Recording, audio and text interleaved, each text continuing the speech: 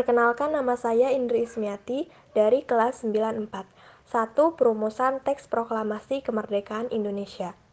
Pada malam hari, 16 Agustus 1945, pukul 20.00 waktu Indonesia bagian Barat, Soekarno-Hatta beserta rombongan berangkat menuju Jakarta, lalu menuju rumah kediaman Laksamana Maeda.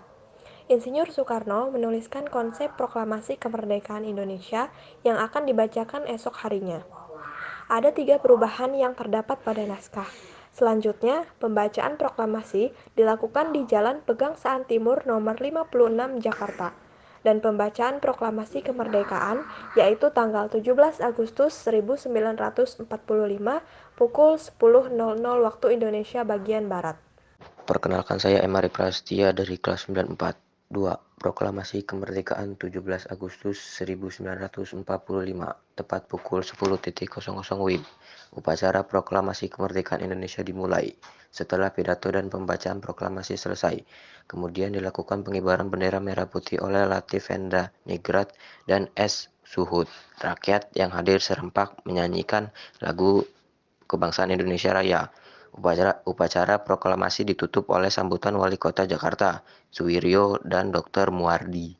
Perkenalkan, nama saya Najwa Alika Humaira, kelas 94. 3. Sambutan rakyat terhadap proklamasi kemerdekaan. Sebagian besar rakyat Indonesia dapat dengan cepat menanggapi hakikat dari makna proklamasi itu.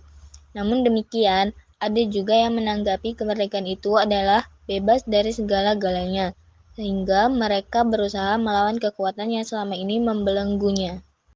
Perkenalkan, nama saya Muhammad Sufi Nadri dari kelas 94. 4. Terbentuk Negara Kesatuan Republik Indonesia.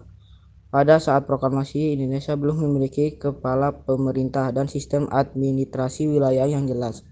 Setelah proklamasi kemerdekaan, segera dibentuk kelengkapan pemerintah dan tujuan agar pembangunan dapat berlangsung dengan baik. PPKI segera menyelenggarakan rapat-rapat yang menghasilkan beberapa keputusan penting sebagai berikut. A. Pengesahan UUD 1945. B. Pemilihan presiden dan wakil presiden. C. Pembagian wilayah Indonesia. D. Pembentukan kementerian. Perkenalkan, saya Elza Sintia Sari AR dari kelas 94. 5. Pembentukan kementerian. Mr. Ahmad Subarjo melaporkan hasil rapat panitia kecil yang dipimpin olehnya. Hasil rapat panitia kecil mengajukan adanya 13 kementerian. Pada 2 September 1945, dibentuk susunan Kabinet RI yang pertama. Kabinet ini merupakan kabinet presidensial yang bertanggung jawab kepada Presiden. Anggotanya diangkat dan diberhentikan oleh Presiden, dan tugasnya membantu Presiden dalam menjalankan roda pemerintahan sesuai amanat Undang-Undang Dasar 1945. Memperkenalkan, nama saya Video Rizkiansyah, kelas 94. 6. Pembentukan Komite Nasional Indonesia Pusat KNIP. Menyelenggarakan rapat pembentukan KNIP, Komite Nasional Indonesia Pusat, yang akan menggantikan PPKI. Soekarno dan Hatta mengangkat 135 orang anggota KNIP yang mencerminkan keadaan masyarakat Indonesia.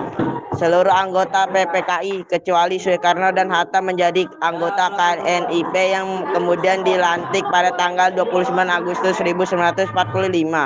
Tugas yang mewenang KNIP adalah menjalankan fungsi pengawasan dan bentuk ikut serta dalam menetapkan garis-garis besar haluan negara GBHN. Perkenalkan, saya Faradia Hanum dari kelas 94. 7. Membentuk kekuatan pertahanan dan keamanan. Pada tanggal 23 Agustus, Presiden Soekarno mengesahkan secara resmi Badan Keamanan Rakyat (BKR) sebagai badan kepolisian yang bertugas menjaga keamanan. Sebagian besar anggota BKR terdiri dari mantan anggota PETA, KNIL, dan HEIHO. Pada tanggal 5 Oktober, berdirilah TKR, Tentara Keamanan Rakyat. Supriyadi, tokoh perlawanan tentara PETA terhadap Jepang di Blitar, terpilih sebagai pemimpin TKR. Atas dasar maklumat itu, Urip Sumiharjo segera membentuk markas besar TKR yang dipusatkan di Yogyakarta.